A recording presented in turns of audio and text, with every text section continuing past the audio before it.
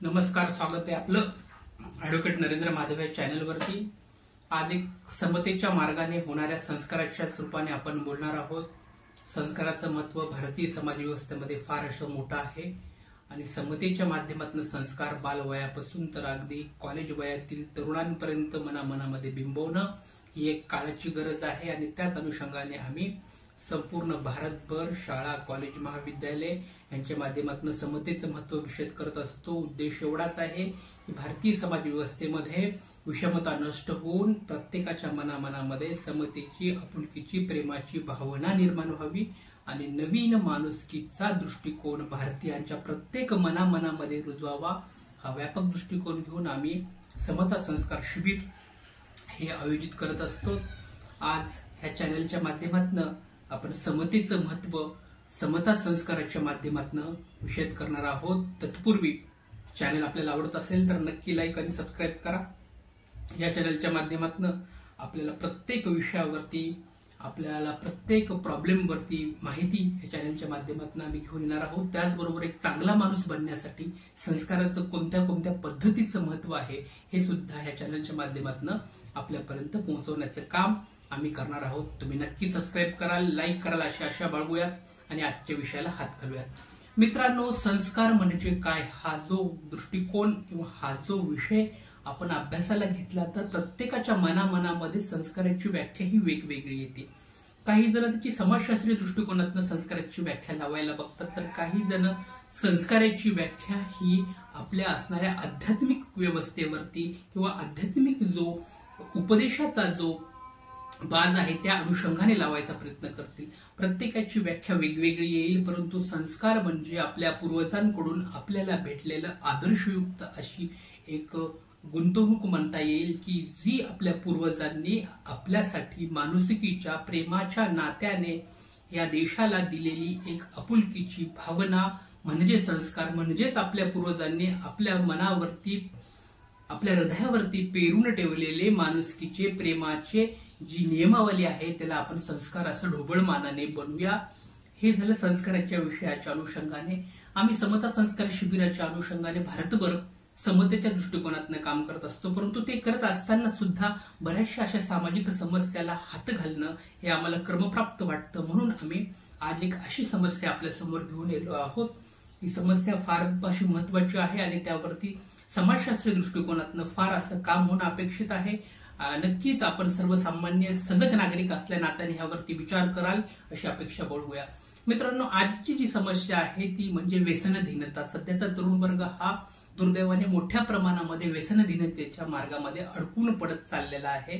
व्यसनधीनतेचे वेगवेगळे प्रकार आपल्याला बघायला मिळतात, परंतु आज आपण दारू किंवा मद्यपानाच्या अनुषंगाने बोलणार आहोत की दारू किंवा मद्यपानामुळे आज तरुण व्यवस्था पूर्णपणे बर्बाद होत आहे।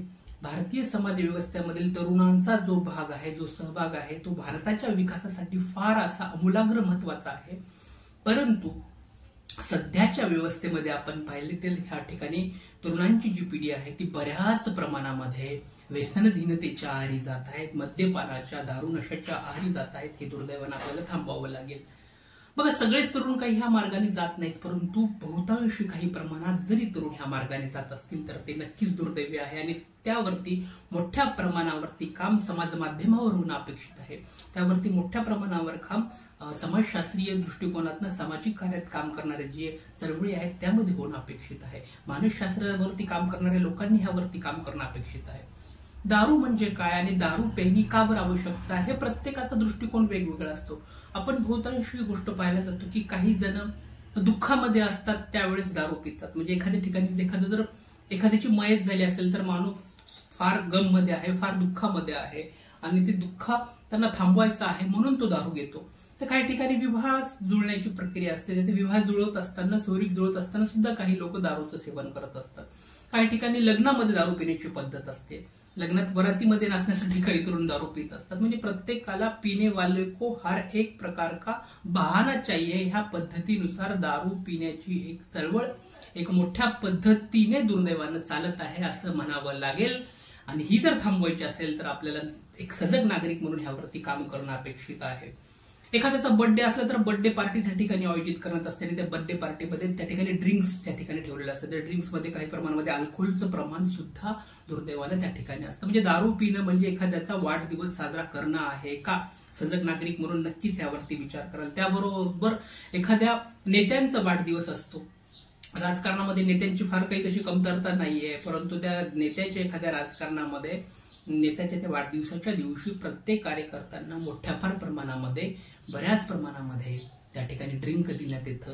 ते सुद्धा दुर्दैवानं आहे. ते ड्रिंकामध्ये अल्कोहोलचं प्रमाण किती हे सर्च करण्याचा विषय आहे मित्रांनो, कारण ह्या समाज व्यवस्थेमध्ये दारू मद्यपान आपल्याला पूर्णपणे थांबवावंच लागेल तर हा समाज व्यवस्थेमधील तरुण आहे तो पुढारेल. त्यांना या ठिकाणी मोठ्या पद्धतीने त्यांचं सामाजिक जे काय त्यांचं झालेलं विस्थापन आहे ते सामाजिक मानसिक विस्थापन त्या ठिकाणी थांबेल आणि ते एक मानसिकदृष्ट्या शारीरिकदृष्ट्या परिपक्व असा तरुण होईल आणि तो उद्याच्या भारताचा मोठा असा द्रष्टा नेता बनेल. त्यामुळे राजकारण्यांनीही ह्याकडे लक्ष देणं अपेक्षित आहे की तुम्ही आपल्या नेत्यांवरती तुम्ही आपल्या कार्यकर्त्यांवरती अधिक चांगल्या पद्धतीचे संस्कार करणं या ठिकाणी अपेक्षित आहे.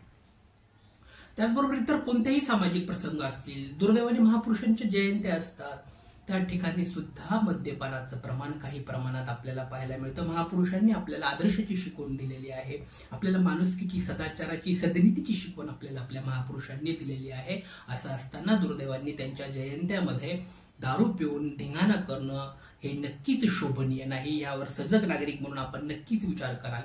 त्याचबरोबर दारू पिण्यासाठीचे बरेचसे असे बहाणे असतात, ते बहाणे सुद्धा या ठिकाणी पालक म्हणून पालक वर्गाने त्याकडे लक्ष देणं अपेक्षित आहे. ते बहाणे थांबवून दारू मद्यपान थांबलायला हवं. हा युवा पिढी ह्या ठिकाणी सजग बनली हवी, सुशिक्षित बनलेली हवी आणि ती आर्थिक आणि सामाजिक दृष्ट्या सुद्धा सक्षम बनायला हवी.